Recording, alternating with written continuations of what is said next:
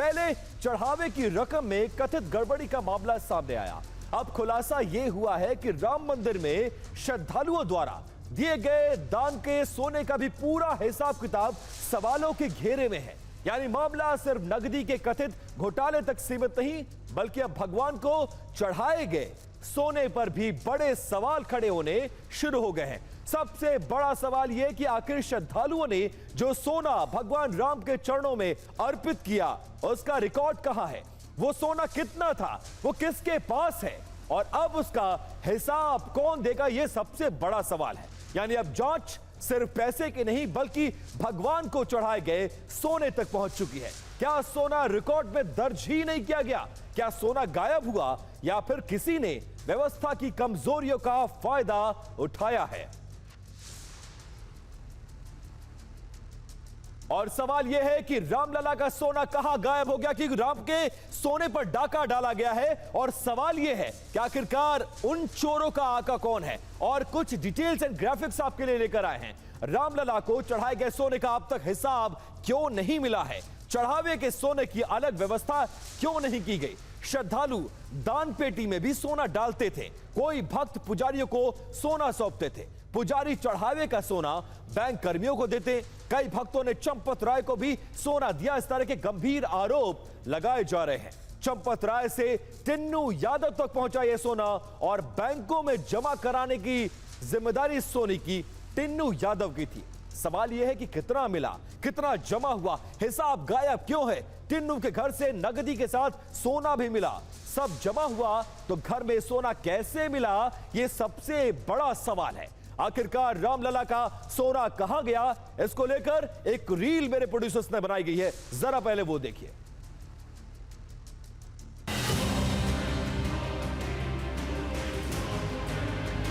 माननीय उच्चतम न्यायालय संज्ञान ले और एक बड़ी कमेटी का गठन हो करके इसका खुलासा। तो ये बात सही है कि समाजवादी पार्टी कभी मस्जिदों के चंदे पर या किसी अन्य संस्थाओं पर कोई प्रश्न खड़े नहीं करती।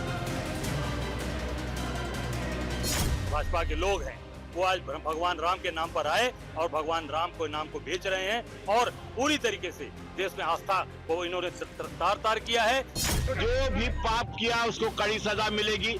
विरोधियों को चिंता करने की सपा को जरूरत नहीं है। ये राम विरोधी रहे, राम मंदिर के विरोध में आज ये लोग उसके शुभचिंतक ना बने।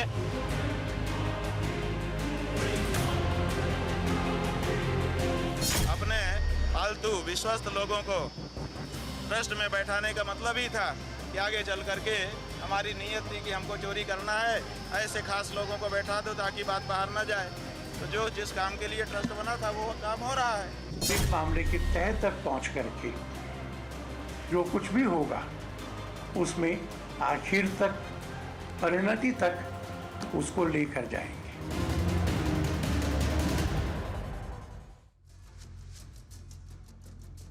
और इस पूरे विवाद पर आज TV9 भारतवर्ष पर राम मंदिर के शिल्पकार कहे जाने वाले नृपेंद्र मिश्रा जुड़े, तो हमने उनसे दान के बाद अब तक सोना चोरी पर सवाल किया। उनका जवाब क्या था, पहले वो सुनिए। जो चिंता मेरी है कि जो दान पात्र है उसमें लोग रुपए के अलावा अब उसी समय भगवान के समक्ष अपने कुछ आभूषण उतार देते हैं, अंगूठी, कान की बाली, कंगन, और वो डाल देते हैं। तो यदि वह काउंटिंग के समय पलटी गई तो वो वहाँ निकलेगा। तो प्रश्न यह है कि उसका हिसाब कैसे होता है, और यदि यह सही है कि वहाँ बंडलों की धनराशि गई है, तो आभूषण, अंगूठी तो बहुत ही आसान है, उसको आप मुंह में ही रख करके चले जाएं। लेकिन सर एक आम आदमी और चंपत राय के अब तक के सार्वजनिक जीवन पर बहुत बड़े धब्बे और आरोप लगाए जा रहे हैं। ऐसा हम क्यों कह रहे हैं वो हम आपको समझाने की कोशिश करते हैं क्या कुछ हो रहा है।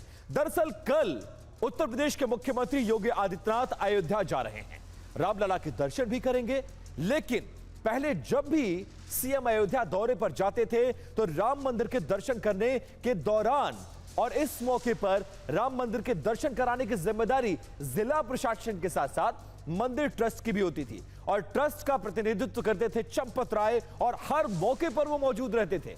लेकिन इस बार व्यवस्था को बदला गया है। इस बार ऐसा नहीं होगा। ऐसा हम नहीं कह रहे, बल्कि जिला प्रशासन का वो निर्देश कह रहा है जिसके तहत यह कहा गया है कि कल मुख्यमंत्री के दौरे में चंपत राय आप नहीं रहेंगे। ट्रस्ट की तरफ से आप किसी को नामित करिए, वो मुख्यमंत्री का आगमन की अगुवाई करेगा और वो दर्शन कराने की पूरी जिम्मेदारी उठाएगा।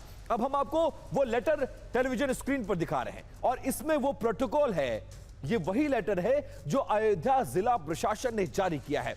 इस लेटर में साफ साफ लिखा हुआ है कि कल जब सीएम योगी अयोध्या में होंगे, रामलला के दर्शन करेंगे, उस वक्त चंपत राय खुद नहीं आए बल्कि अपने प्रतिनिधि को भेजें। ये बात कोट एंड कोट में 29 नंबर वाले पॉइंट पर लिखी गई है।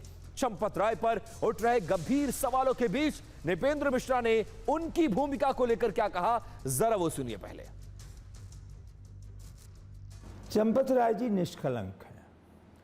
पिछले 37 वर्ष या 40 वर्ष से वह इस मंदिर के आंदोलन से जुड़े हुए हैं और उन्होंने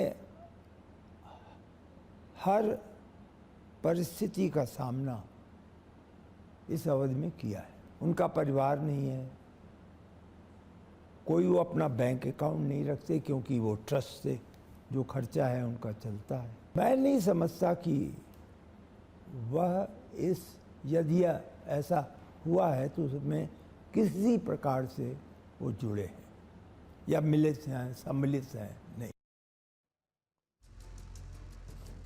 नृपेंद्र मिश्रा ने साफ शब्दों में कहा है कि चंपत राय का कोई कसूर नहीं, उन्हें दोषी कहना गलत होगा, लेकिन